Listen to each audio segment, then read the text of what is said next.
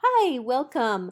This is Naomi Thierry Salgado. I forgot to do an intro video, so this is just going to have to work for today. But anyway, today we're going to be painting this painting, Nicollet Mall in the Rain. It's a 28 by 28 inch studio painting, and let's paint it together.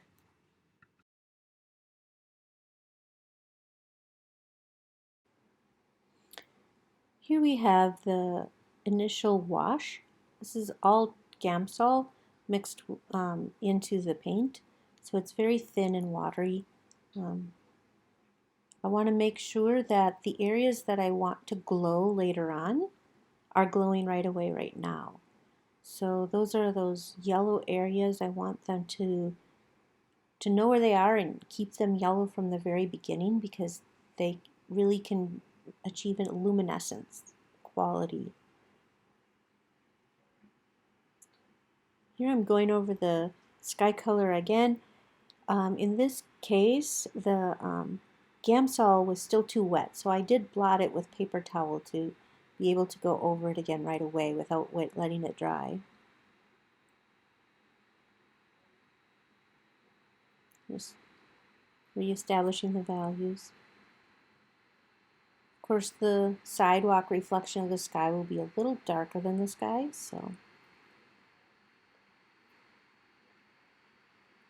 in the background, trees, the skywalk, features of the buildings.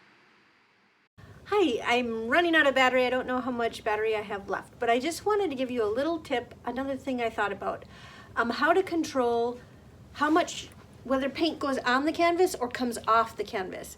And the secret is how much paint is on your brush. If your brush is completely empty of paint, completely clean, well, let me see.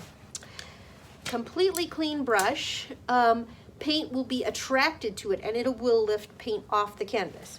If your brush is fully loaded with paint, paint will be attracted to the canvas and paint will stay on the canvas. So, and how much paint is on the brush is directly relational to whether it's going to lay down on the canvas or pull off the canvas. So you do have a ton of control with your brush, whether paint's coming on or off. And if you want full control, only putting paint on, use a knife. That just splatters it right over the top and there's no interaction of the bottom layer with the top layer. But if you put it on with a brush, if there's a little bit of paint on your brush, it will interact with the paint below and mix on the canvas. Does that make sense? So anyway, I'll switch you back to time lapse. So I felt like the painting got a little dark, so I rekeyed it a little higher in the sky, the central area. I went over it again with a layer of lighter colors. And I took out the detail in the building in the middle. I felt like it was distracting. I gave definition to underneath the trees, make that more interesting and the focal point more complex.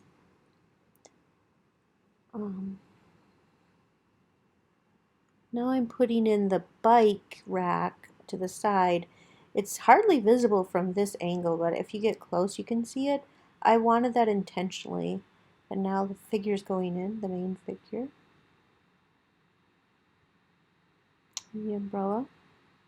And the background figure.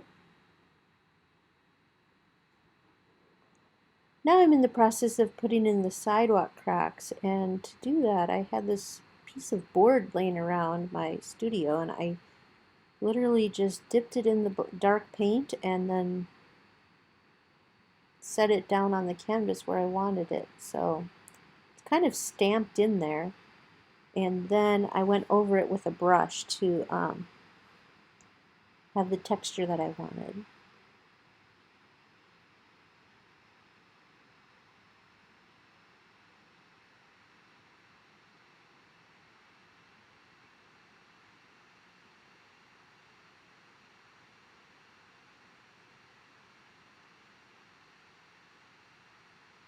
Here goes the horizontal cracks in the sidewalk.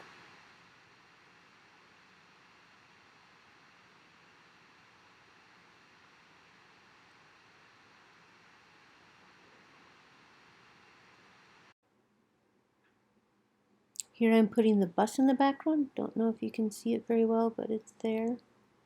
This is the finished painting now. We'll come in a little closer.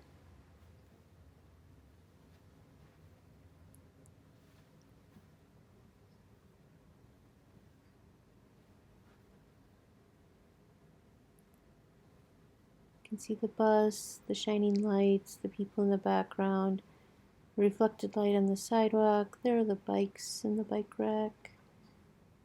Signature, cracks in the sidewalk, puddles, all kinds of wet pavement. Shine on the building from those lights, the skywalk, all the stuff that goes into a cityscape. So this painting is called Nicollet Mall in the Rain. It's 28 inches by 28 inches, oil on canvas, and will be part of the Urban Life series displayed at the Phipps Center for the Arts, coming up this December 2020 in Hudson, Wisconsin.